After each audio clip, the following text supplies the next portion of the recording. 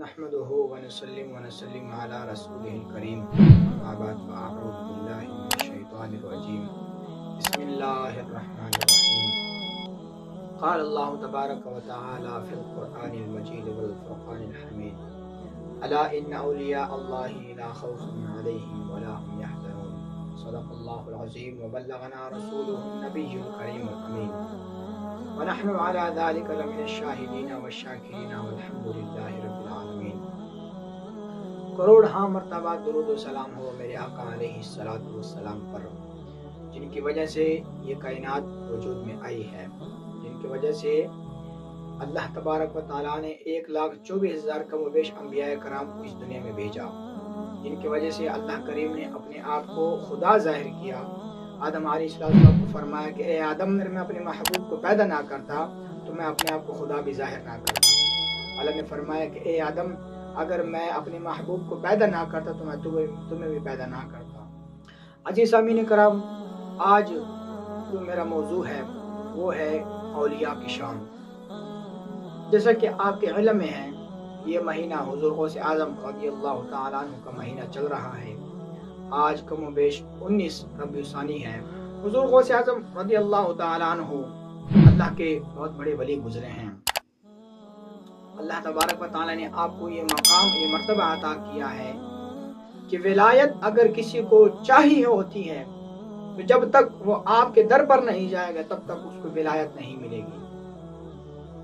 اور ولی کی شان کیا ہے؟ اللہ کریم نے قرآن مجید میں ارشاد فرمایا کہ الا ان اولیاء اللہ لا خوف علیہم ولا هم يحزنون، آگاہ رہو، خبردار آگاہ رہو، جو اللہ کے دوست ہوتے ہیں نہ ہی وہ غمگین ہوتے ہیں اور نہ ہی وہ کبھی ڈرتے ہیں۔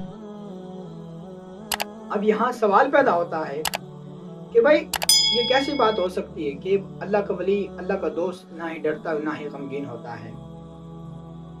تو اس کا جواب یہ ہے کہ جب انسان اللہ کا دوست بن جاتا ہے، پھر جب انسان گفتگو کرتا ہے، گفتگو تو بظاہر خود کر رہا ہوتا ہے، لیکن اس کی زبان سے اللہ بول رہا ہوتا ہے۔ جب اس کے ہاتھ کسی کام کی طرف بڑھتے ہیں تو بظاہر تو وہ انسان آگے ہاتھ کو بڑھا رہا ہوتا ہے، لیکن اس کے ہاتھ کو اللہ کریم نے تھاما ہوا ہوتا ہے۔ گویا اس کے ایک ایک حرکت میں، اس کے ایک ایک بات میں، جب بھی وہ کلام کرتا ہے، کوئی بھی حرکت کرتا ہے، کوئی بھی فعل کرتا ہے، تو اللہ تبارک و تعالیٰ کی رضا اس میں شامل ہوتی ہے۔ ایک مرتبہ پیر سید نصیر الدین عشی صاحب گیلانی رحمۃ اللہ علیہ حضرت بابا فرید گنج شکر رحمۃ اللہ علیہ کے مزار پر گئے، تو وہاں پر محفل چل رہی تھی۔ محفل کے دوران لوگوں نے نعرہ لگایا کہ حق فرید یا فرید، حق فرید یا فرید۔ تو کسی نے اعتراض کیا کہ حضرت، یہ لوگ جو ہیں یا فرید کا نعرہ لگا رہے ہیں، کیوں نہ اچھا ہوتا کہ یہ لوگ یا فرید کے بجائے اللہ کا نعرہ لگاتے؟ تو پیر سید نصیر الدین عشی شاہ صاحب گیلانی رحمۃ اللہ نے بڑا خوبصورت جواب دیا۔ آپ نے فرمایا کہ کیا تم نے قرآن نہیں پڑھا کہ جب اللہ نے فرمایا کہ فَاذْكُرُونِي أَذْكُرْكُمْ، تم میرا ذکر کرو میں تمہارا ذکر کروں گا۔ آج فرید نے ساری زندگی اللہ اللہ کرتے گزار دی ہے، تو جب فرید آج اس دنیا سے چلا گیا ہے تو اللہ تبارک و تعالیٰ نے اس کے نام کو زندہ کرنے کے لیے لوگوں کے زبان پر یا فرید جاری کر دیا ہے۔ تو معلوم ہوا کہ جو انسان اللہ کا دوست بن جاتا ہے، پھر اللہ کریم اس انسان کو اس دنیا میں بھی عزت بخشتا ہے اور آخرت میں بھی عزت بخشتا ہے۔